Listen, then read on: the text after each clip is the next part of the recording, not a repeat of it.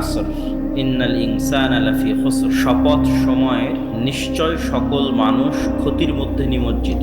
আর আমি বলি শপথ সময়ের, নিশ্চয় সকল মানুষ সময় নষ্ট করে।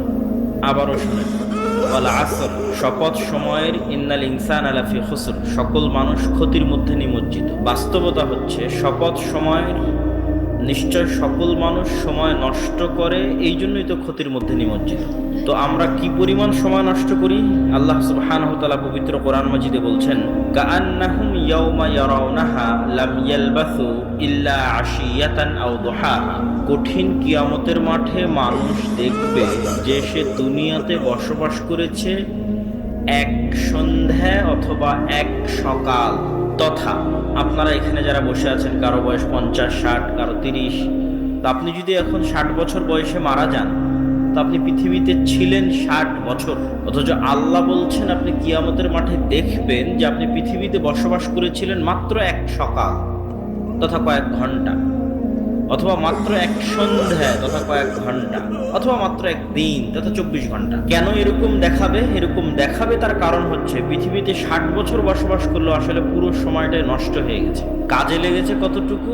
ওই 2-3 ঘন্টা, 3-4 ঘন্টা। সারা জীবনের সকল কাজে লাগা সময় একত্রিত করলে এক সন্ধ্যা হয়, এক বিকেল হয়, তথা কয়েক ঘন্টা হয়।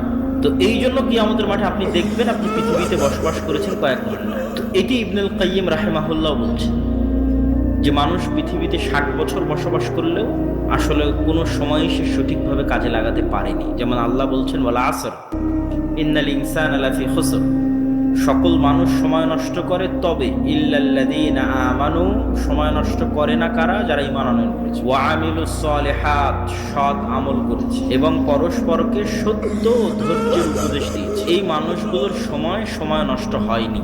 তো এখন আপনি বলবেন, তাহলে কি ঈমান ছাড়া, ইবাদত ছাড়া আমরা যা কাজ করি, কৃষিকাজ, ব্যবসায়িক কাজ, অফিসিয়াল কাজ, সবই কি সময় নষ্ট?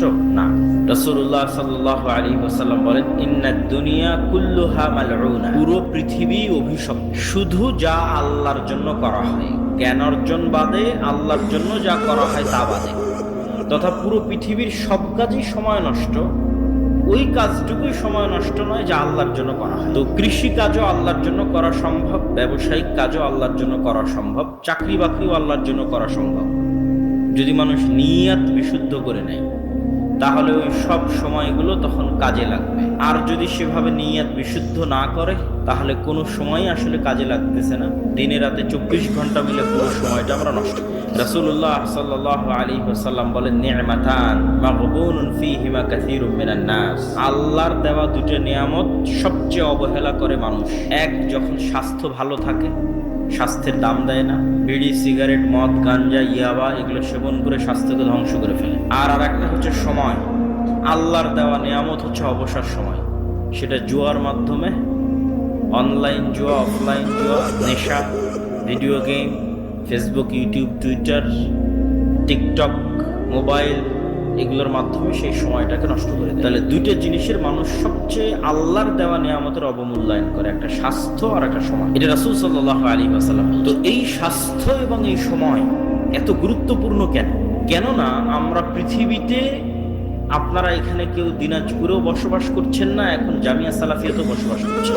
আমরা আসলে এই সময়টার মধ্যে বসবাস করি। এই জায়গা থেকে যাবে, কিন্তু এই সময় চলে যাবে। সুতরাং আমরা বসবাস করছি সময়ের মধ্যে। 200 বছর আগেও দিনাজপুরে কেউ বসবাস করত। এই জামিয়া সালাফিয়ার এই প্রতিষ্ঠানই 200 বছর পুরাতন, মানে 200 বছর আগে ওখানে কেউ দায়িত্ব পালন করত, 200 বছর আগে ওখানে জালসা হতো, লোকজন উপস্থিত হতো, কিন্তু সেই লোকজন নাই, কিন্তু ওই জায়গা আছে। তাহলে ওই লোকেরা কোথায় বসবাস করেছিল? দিনাজপুরে না সময়ের মধ্যে? সময়ের মধ্যে। তাহলে আমরাও একদিন বিদায় নিব, তাহলে আমরা কোথায় বসবাস করছি? সময়ের মধ্যে। সময় আল্লাহর সবচেয়ে রহস্যজনক এক সৃষ্টি, যা আপেক্ষিক। এই জন্য কিয়ামতের মাঠে পৃথিবীর 50,000 বছরের সমান হবে একদিন, আর অথচ পৃথিবীতে 24 ঘন্টায় একদিন।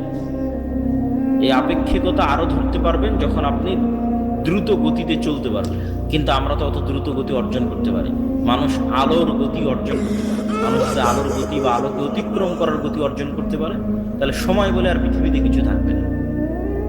যেমন মুহাম্মদ সাল্লাল্লাহু আলাইহি ওয়াসাল্লাম যখন মেরাজে গেলেন তখন উনি সময়কে অতিক্রম করে গেছিলেন, তো তা আলোর চাইতে বেশি গতি ধারণ করেছিলেন সূর্যের আলোর চাইতে, ফলত সময় তার জন্য স্থির হয়ে গেছে। পৃথিবী সালাতের পর ঘুমাতেন না, যদি সফরেও থাকেন কষ্টও হয় তো সূর্য উঠা পর্যন্ত অপেক্ষা করবেন, সূর্য উঠলে তারপরে ঘুমাতে যেতেন। কেননা আল্লাহর নবী বলছেন, ইন্নাল্লাহ জাআলা লিহাদিহিল উম্মাল বারাকা ফি বুকুরিহা, আল্লাহ আমার উম্মতের জন্য বরকত রেখেছে সকালে।